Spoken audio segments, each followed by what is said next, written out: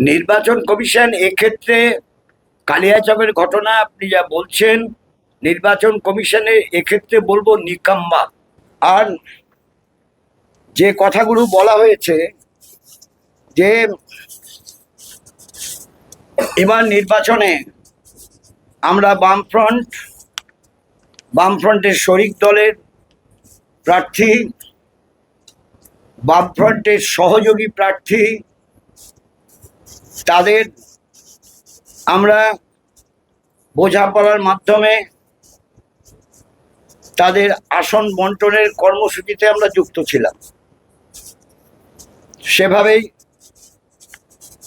একটা দুটো ক্ষেত্রে কিছু কথাবার্তা এখনো বাকি আছে, বাকি সব আসনে ঘোষণা করা হয়ে গেছে।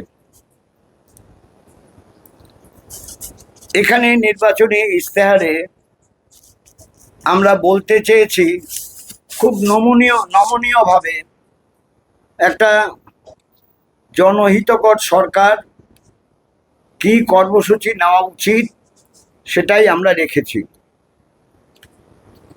এবং রাজ্যের স্বার্থে, রাজ্যকে বাঁচাতে, বাংলাকে বাঁচাতে,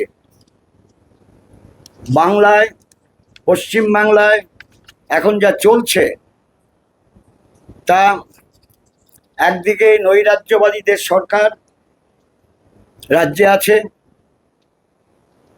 সব ক্ষেত্রে নৈরাজ্য তৈরি করো, আর আছে দিল্লিতে কেন্দ্রের সরকার, সব কিছুতেই মানুষকে বিভক্ত করো, ফ্যাসিবাদী কায়দায় মানুষের ঐক্য, সংহতি, সম্প্রীতির মেলবন্ধন ছিন্ন করো। একদিকে নৈরাজ্য, আরেকদিকে মানুষের মধ্যে বিভাজন, এই উভয় শক্তির বিরুদ্ধে আমরা লড়াই করতে চাইছি। আর নির্বাচনী ইশতেহারের বক্তব্যের মধ্যে দিয়ে আমরা বলতে চেয়েছি আমরা নমনীয়ভাবে মানুষের পাশে থেকে, মানুষকে সঙ্গে নিয়ে মানুষের উন্নয়নমূলক কর্মসূচি রাজ্যের মানুষের কাছে, এবং কি হচ্ছে রোজ দিন কি হচ্ছে টেলিভিশন খুলে দেখা যায় না, কথাগুলো শোনা যায় না, এসব হচ্ছে কেন হচ্ছে? আর ভাজপা আম আদমি কা সাধারণ মানুষের মধ্যে তারা বিভেদ তৈরি করছে। তারা ধর্ম নিয়ে বিভেদ করে, বর্ণ নিয়ে বিভেদ করে, ভাষা নিয়ে বিভেদ করে। তো দুটোই তো মানুষের বন্ধু হতে পারে না। মানুষের বন্ধু হতে পারে বামপন্থীরা, আর বামপন্থীরাই বর্তমান অবস্থায় বাংলাকে বাঁচানোর কাজে হাতিয়ার হতে পারে, কারিগর হতে পারে। এটার লক্ষ্যেই আমাদের নির্বাচন ইশতেহারের ছোট ছোট কথার মধ্য দিয়ে কিছু বিষয় বলা হয়েছে, যা আপনারা দেখে নিজেরা আপনাদের মতো করে আপনারা যেমন করেন তা করবেন। এই কথা না হয়নি, আমাদের এসডিপিআই সঙ্গে ডব্লিউপিআই সঙ্গে কোনো আলোচনা হয়নি। একটা প্রশ্ন আছে, হ্যাঁ বলছি, সেটা হচ্ছে অ্যাডজুডিকেশনের পর প্রায় 17 লক্ষ ভোটার এখন বাতিল হয়েছে, ট্রাইব্যুনাল এখনো শুরু হয়নি, 6 তারিখ লাস্ট ডেট মনোনয়ন, তাহলে কেরা ভোট দেবে না? এটা তো নির্বাচন কমিশন অন্যায় কাজ করেছে।